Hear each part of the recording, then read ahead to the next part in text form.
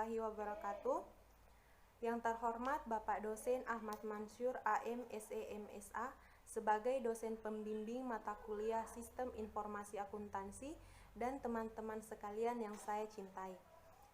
Pertama-tama marilah kita panjatkan puja dan puji syukur kita kepada Allah Subhanahu wa Ta'ala karena sampai saat ini kita masih diberikan nikmat umur dan nikmat kesehatan. Tak lupa pula kita kirimkan salawat serta salam kepada Nabi Muhammad SAW karena beliau merupakan suri teladan bagi kita semua. Baik, kami dari kelompok 2 akan membawakan materi yang berjudul Pengendalian dan Sistem Informasi Akuntansi. Pada kesempatan pertama ini, saya Adila Fitri sebagai pemateri pertama akan membawakan materi yang berjudul Ikhtisar Konsep dan Pengendalian. Yang pertama yaitu ikhtisar konsep pengendalian. Sebelumnya, pengendalian internal atau internal control adalah proses yang dijalankan untuk menyediakan jaminan memadai bahwa tujuan-tujuan pengendalian berikut telah dicapai. Yang pertama, mengamankan aset yaitu mencegah atau mendeteksi perolehan, penggunaan atau penempatan yang tidak sah.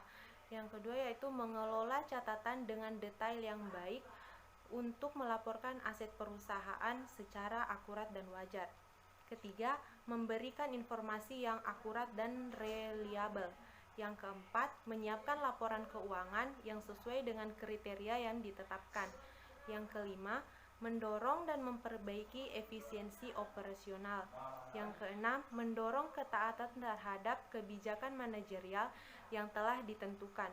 Dan yang terakhir, mematuhi hukum dan peraturan yang berlaku. Baik, pengendalian internal atau internal control adalah proses yang dijalankan untuk menyediakan jaminan memadai bahwa tujuan-tujuan pengendalian telah dicapai. Tujuan-tujuan pengendalian tersebut yaitu yang pertama, mengamankan aset atau mencegah dan mendeteksi perolehan, penggunaan atau penempatan yang tidak sah. Kemudian yang kedua, mengelola catatan dengan detail yang baik untuk melaporkan aset perusahaan secara akurat dan wajar. Yang kedua, memberikan informasi yang akurat dan reliable. Yang ketiga, menyiapkan laporan keuangan yang sesuai dengan kriteria yang telah ditetapkan. Yang keempat, mendorong dan memperbaiki efisiensi operasional. Yang kelima, mendorong ketaatan terhadap kebijakan manajerial yang telah ditentukan. Kemudian yang terakhir, mematuhi hukum dan peraturan yang telah berlaku.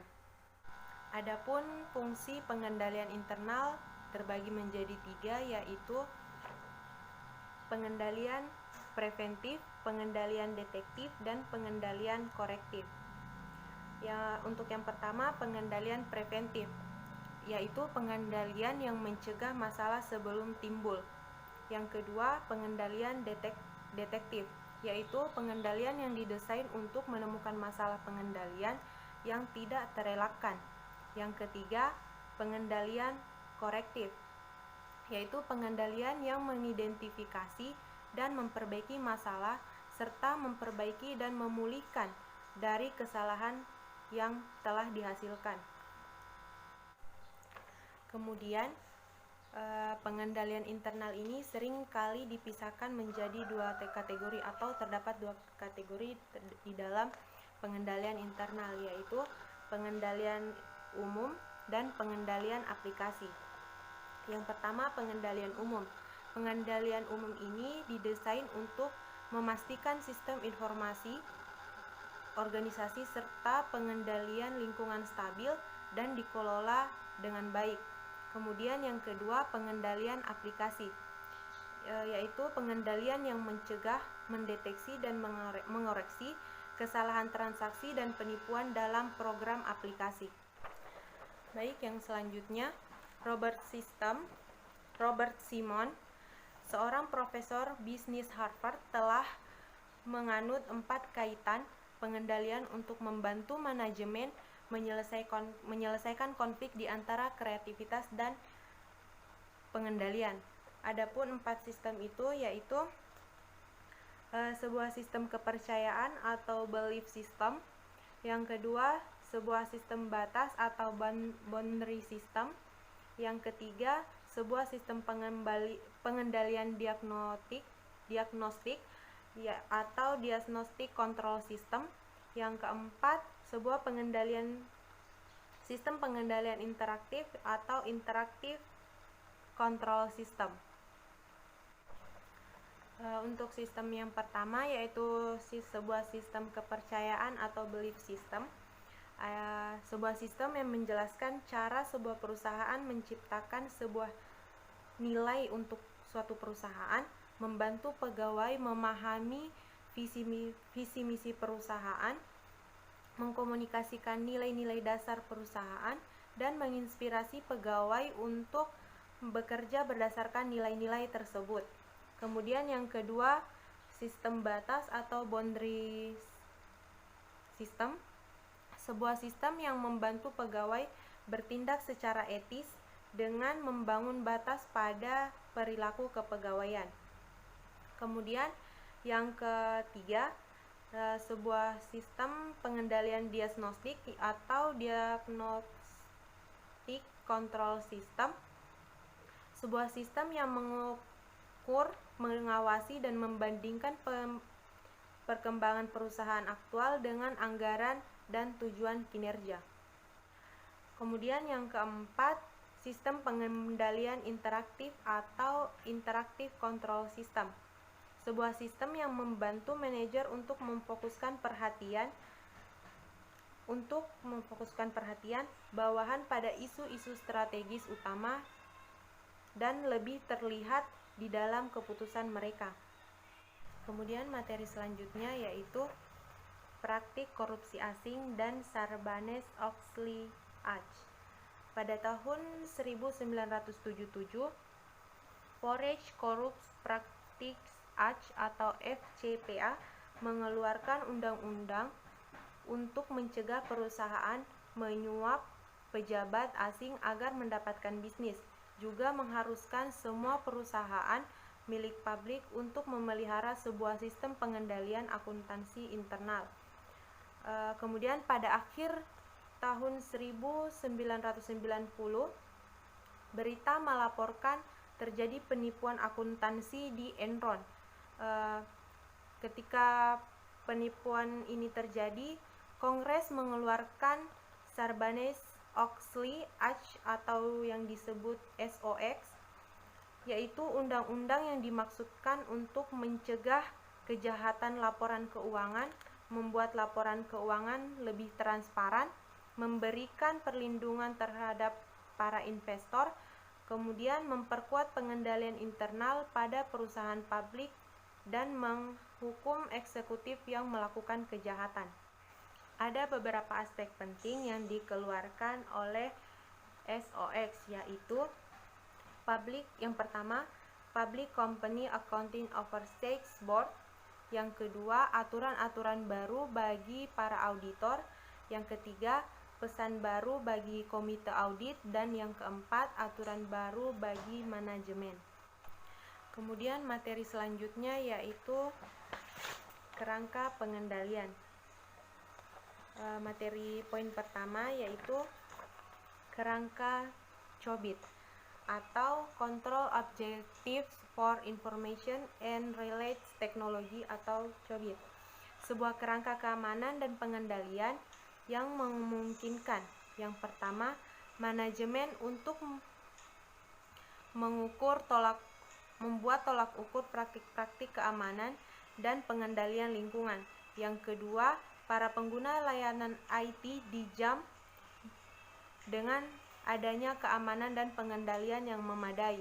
Dan yang ketiga, para auditor memperkuat opini pengendalian internal dan mempertimbangkan masalah keamanan IT dari pengendalian yang telah dilakukan.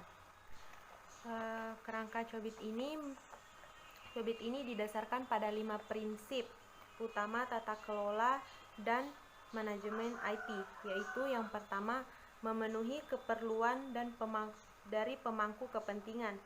Yang kedua, mencakup perusahaan dari ujung ke ujung. Yang ketiga, mengajukan sebuah kerangka terintegrasi dan tunggal. Kemudian yang keempat, memungkinkan pendekatan holistik. Dan yang kelima, memisahkan tata kelola dari manajemen. Adapun tujuan tata kelola adalah menciptakan nilai dengan mengoptimalkan penggunaan sumber daya organisasi untuk menghasilkan manfaat yang diinginkan dengan cara yang lebih efektif mengatasi risiko. Tata kelola adalah tanggung jawab Dewan Direksi yang mengevaluasi keperluan pemangku kepentingan untuk mengidentifikasikan tujuan. Materi selanjutnya yaitu kerangka pengendalian internal COBIT.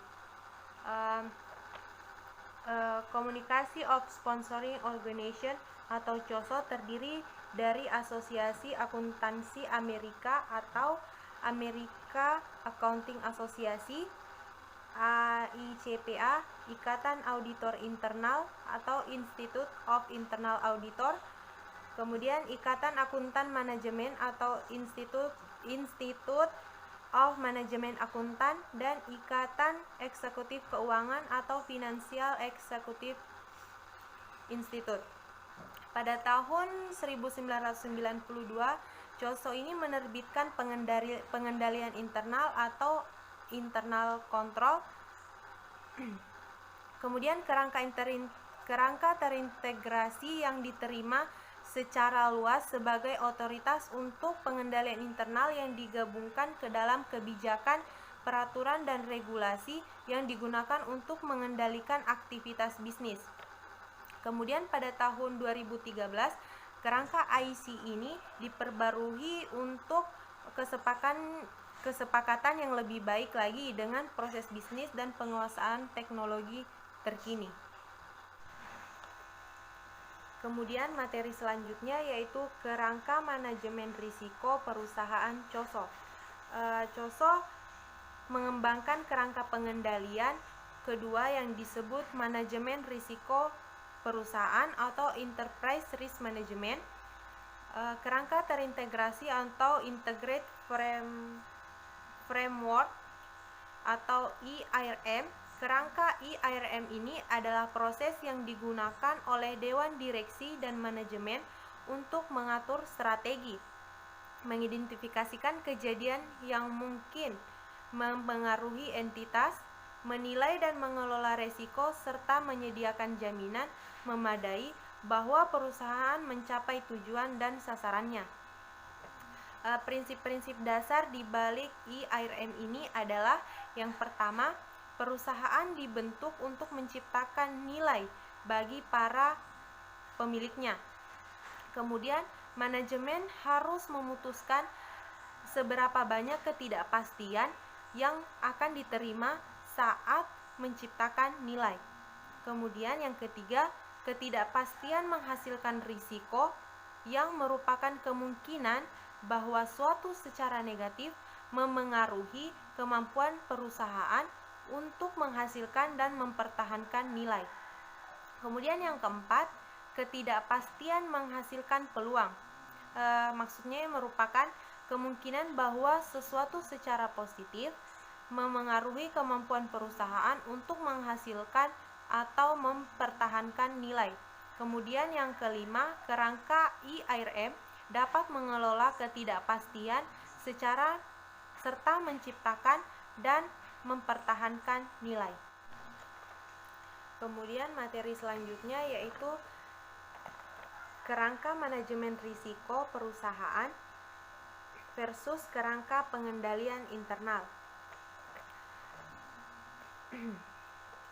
Kerangka IC telah diadopsi secara luas sebagai cara untuk mengevaluasi pengendalian internal, seperti yang ditentukan oleh SOX.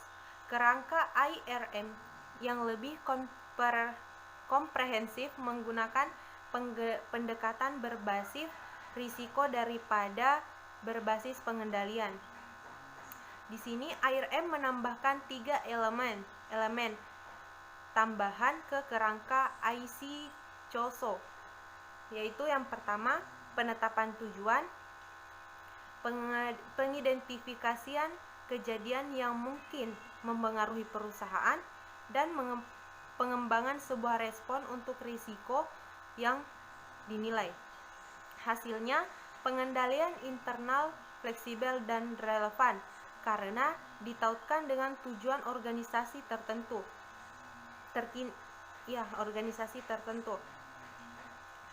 Model IRM ini juga mengakui bahwa resiko selain dikendalikan dapat pula diterima, dihindari, dibuat berjenis-jenis, dibagi, dan dapat pula ditransfer. Oleh karena itu lebih komprehensif, buku ini menggunakan model IRM untuk menjelaskan pengendalian internal. Baiklah, itulah tadi materi pertama, yaitu ikhtisar pengendalian dan kerangka pengendalian. Kemudian saya lanjutkan kepada pemateri selanjutnya. Assalamualaikum warahmatullahi wabarakatuh. Perkenalkan, nama saya Nurmiati. Di sini saya akan melanjutkan pembahasan mengenai lingkungan internal. Lingkungan internal budaya perusahaan yang merupakan fondasi dari seluruh ERM lainnya, karena ini mencakup dan memengaruhi cara organisasi menetapkan strategi dan tujuan, membuat struktur aktivitas, dan mengidentifikasi nilai-nilai serta merespon risiko. Sebuah lingkungan internal mencakup filosofi manajemen, gaya pengoperasian, dan selera risiko. Jumlah risiko dari sebuah perusahaan ingin terima untuk mencakup tujuan dan tujuannya untuk menghindari risiko yang tidak semestinya. Selera risiko harus selaras dengan strategi perusahaan. Yang kedua, komitmen terhadap integritas, nilai-nilai etis, dan kompetensi, yaitu memberikan penghargaan atas kejujuran serta memberikan label verbal pada perilaku jujur dan tidak jujur secara konsisten. Mengembangkan sebuah kode etik tersebut menjelaskan secara eksklusif perilaku jujur dan tidak jujur. Yang ketiga yaitu pengawasan pengendalian internal oleh Dewan Direksi. Sejumlah dewan direksi yang berasal dari independen dan bertanggung jawab untuk pelaporan keuangan, kepatuhan terhadap peraturan, pengendalian internal, serta perekrutan dan pengawasan auditor internal dan eksternal. Selanjutnya yaitu struktur organisasi. Aspek-aspek penting dari struktur yaitu sentralisasi atau desentralisasi, hubungan pengarahan atau matriks pelaporan, organisasi berdasarkan industri, lokasi, jaringan pemasaran, bagaimana alokasi tanggung jawab memengaruhi ketentuan informasi, organisasi, pengauditan, dan sistem-sistem informasi. Yang terakhir yaitu ukuran dan jenis aktivitas perusahaan. Metode penetapan wewenang dan tanggung jawab, yaitu sebuah dokumen yang menjelaskan praktik bisnis sesuai mendeskripsikan pengetahuan dan pengalaman yang dibutuhkan, menjelaskan cara menjalani transaksi, serta mendata sumber daya yang tersedia untuk dilaksanakan tugas-tugas tertentu. Selanjutnya yaitu standar-standar sumber daya manusia yang menarik, mengembangkan, dan mempertahankan individu yang kompeten. Kekuatan pengendalian terbesar adalah kejujuran pegawai, dan salah satu kelemahan pengendalian terbesar adalah ketidakjujuran pegawai.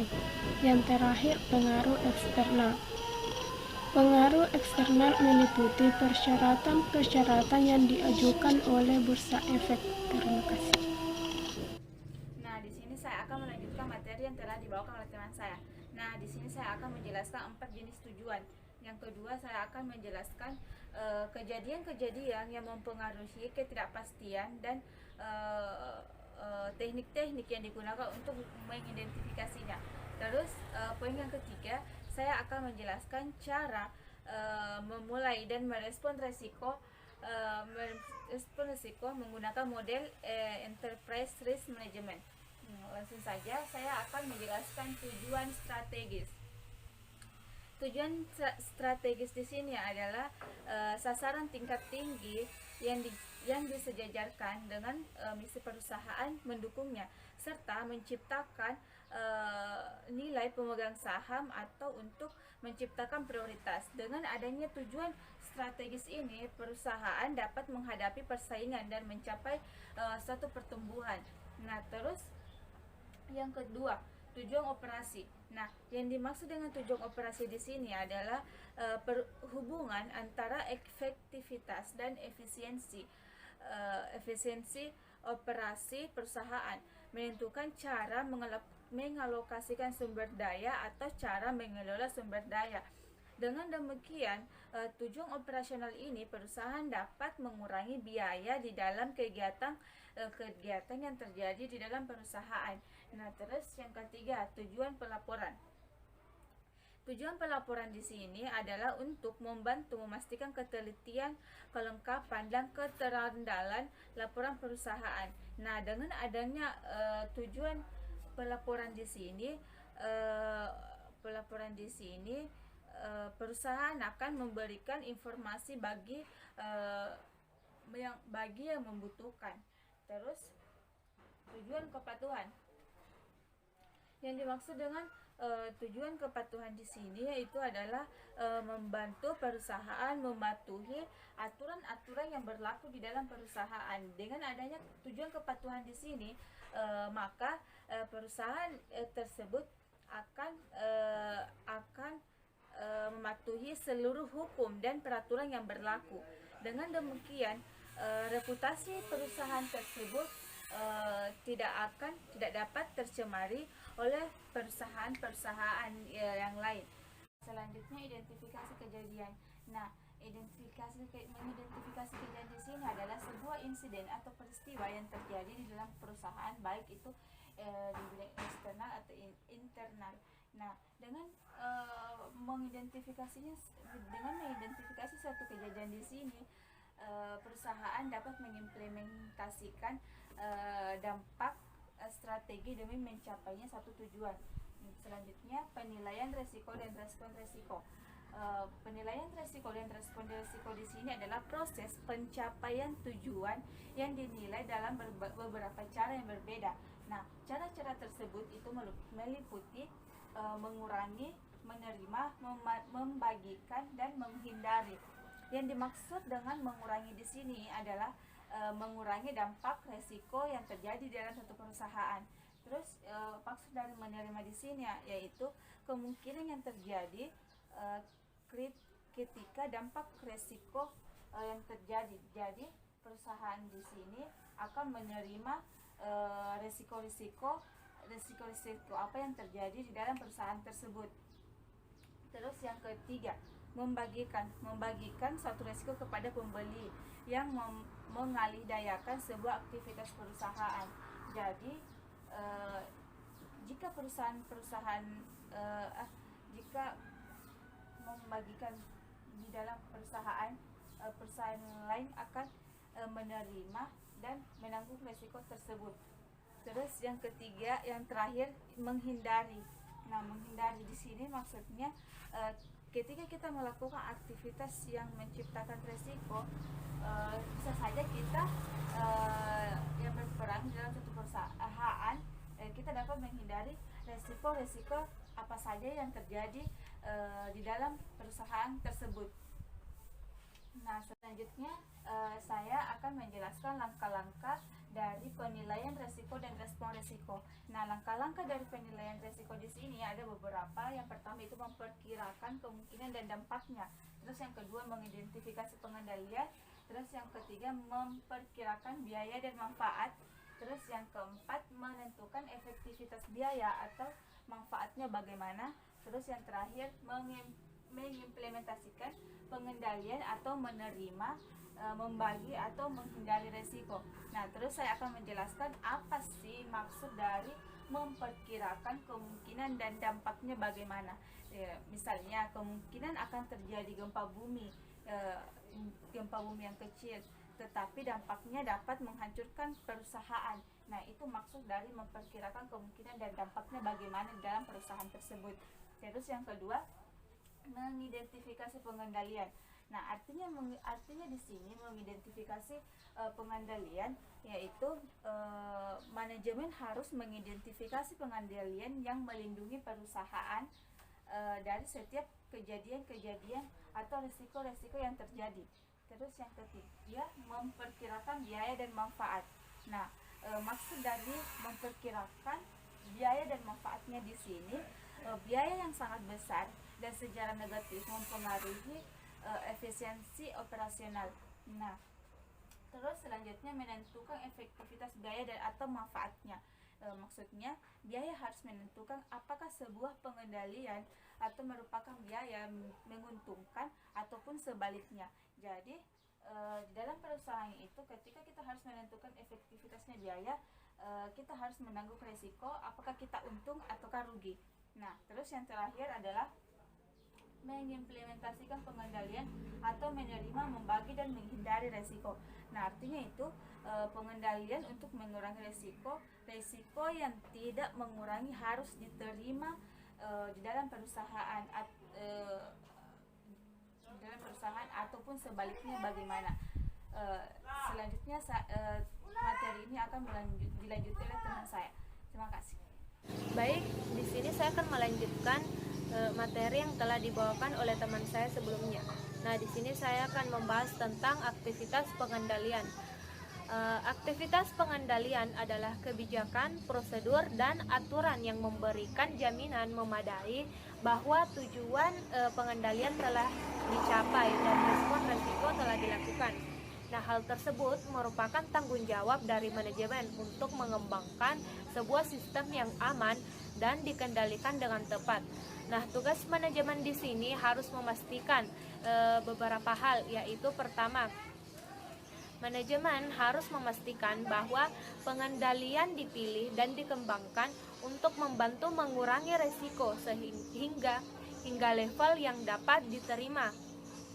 Nah, yang kedua, manajemen pula harus memastikan bahwa pengendalian umum yang sesuai dipilih dan dikembangkan melalui teknologi.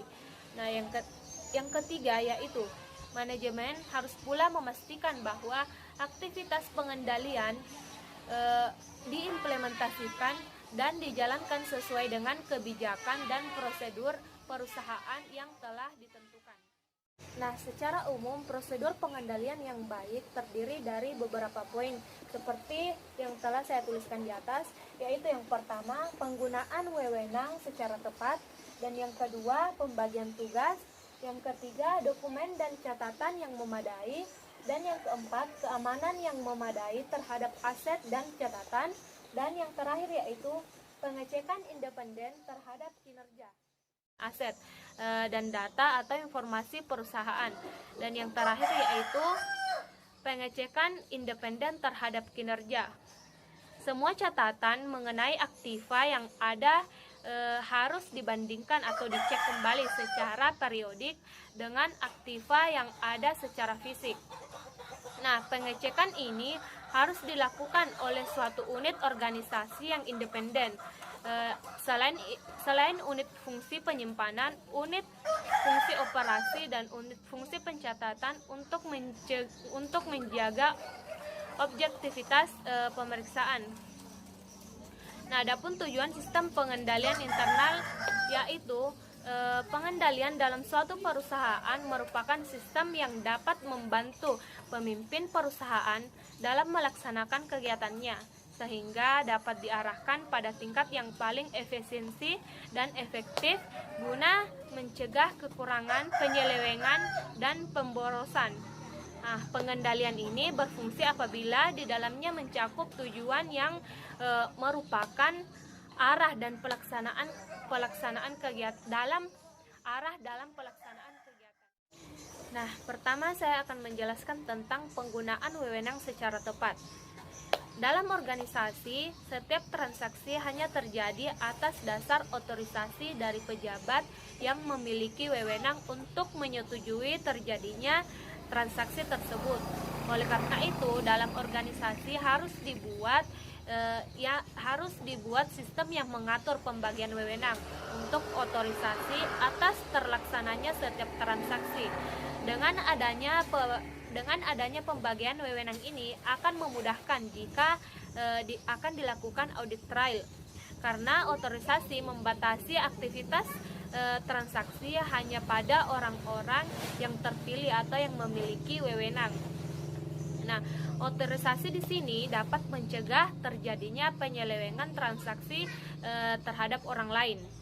Nah, yang kedua yaitu pembagian tugas. Pembagian tugas memisahkan fungsi operasi dan penyimpanan dari fungsi akuntansi atau pencatatan. Dan suatu fungsi tidak boleh melaksanakan semua tahap suatu transaksi. Dengan pemisahan fungsi operasi dan penyimpanan dari fungsi pencatatan, catatan akuntansi yang disiapkan dapat mencerminkan transaksi yang sesungguhnya terjadi pada fungsi operasi dan fungsi penyimpanan. Nah, jika semua fungsi disatukan, akan membuka kemungkinan terjadinya pencatatan transaksi yang sebenarnya tidak terjadi, sehingga informasi akuntansi yang dihasilkan tidak dapat dipercaya kebenarannya, dan sebagai akibatnya kekayaan organisasi tidak terjamin keamanannya. Nah, yang ketiga yaitu dokumen dan catatan yang memadai.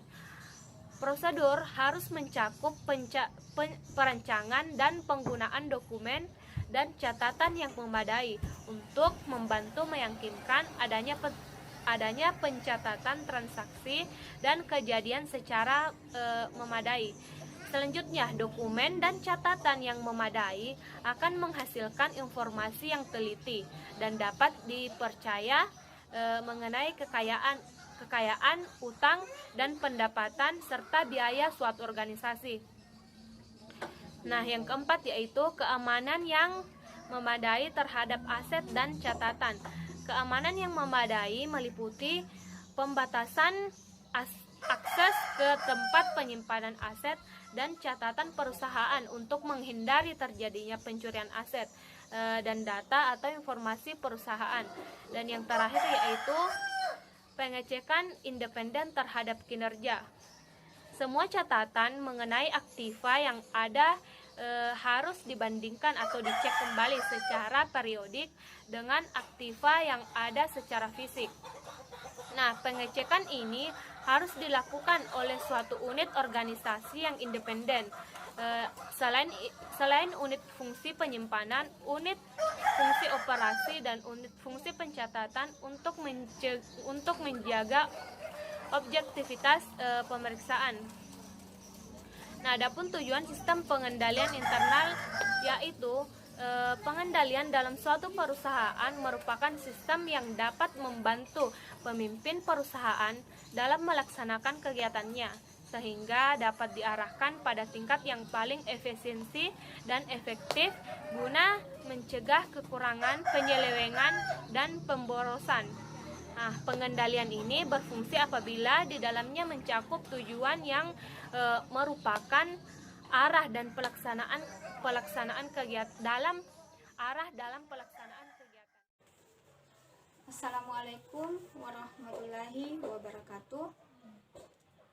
Di sini saya akan melanjutkan pemaparan materi dari teman saya. Saya akan memaparkan materi tentang informasi, komunikasi, dan pengawasan.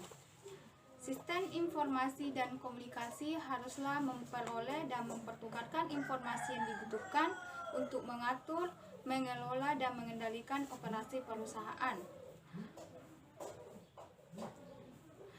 Selain itu, komunikasi juga sangat diperlukan dalam perusahaan yang dilakukan dengan cara internal dan eksternal untuk menyediakan informasi yang dibutuhkan guna menjalankan aktivitas pengendalian internal harian perusahaan.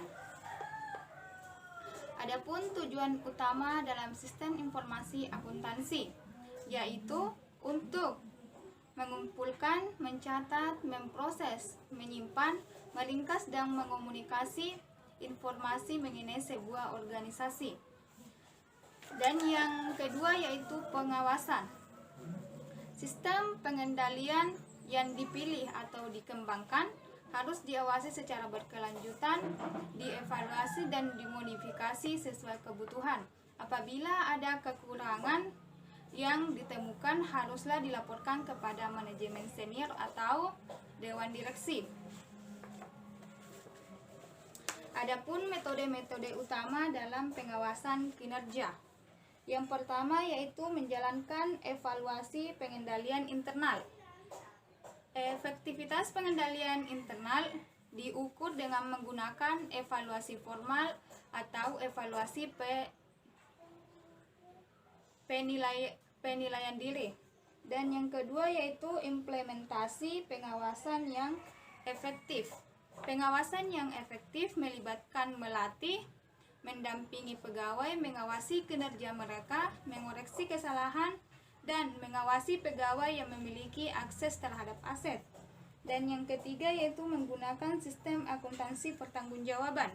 Dalam sistem akuntansi pertanggungjawaban di sini meliputi anggaran, biaya standar, jadwal, kuota, dan perbandingan laporan kinerja aktual yang direncanakan dan prosedur untuk menyelidiki serta mengoreksi varian yang signifikan. Dan yang keempat yaitu mengawasi aktivitas sistem.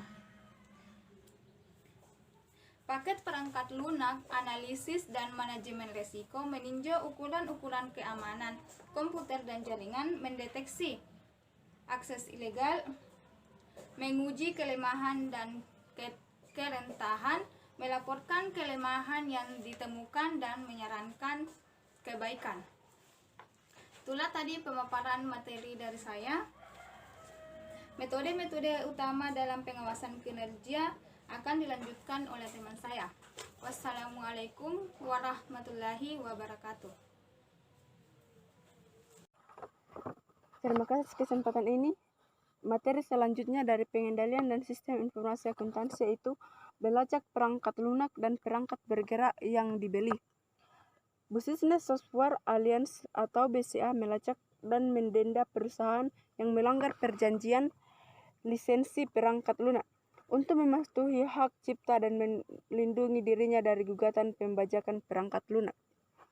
Peningkatan jumlah perangkat bergerak harus dilacak dan diawasi karena kerugiannya dapat menunjukkan pengungkapan yang substansial. Materi selanjutnya yaitu menjalankan audit kerja. Audit keamanan eksternal, internal, dan jaringan dapat menilai dan mengawasi risiko maupun mendeteksi penipuan dan kesalahan. Audit internal menilai keterandalan serta integritas informasi dan operasi keuangan, mengevaluasi efektivitas pengendalian internal dan penilaian keputusan pegawai. Materi selanjutnya yaitu mempekerjakan petugas keamanan komputer. Seorang CSO bertugas atas keamanan sistem independen dari fungsi sistem informasi dan melapor kepada COO atau CEO. Materi selanjutnya yaitu menyewa spesialisasi forensik.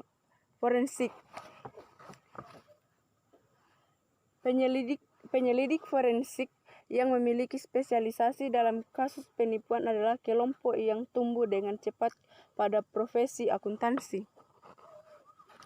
Materi selanjutnya itu memasang perangkat lunak deteksi penipuan.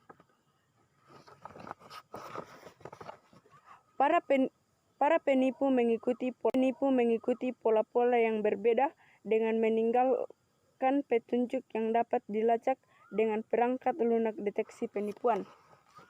Selanjutnya materi terakhir yaitu mengimplementasikan hotline penipuan.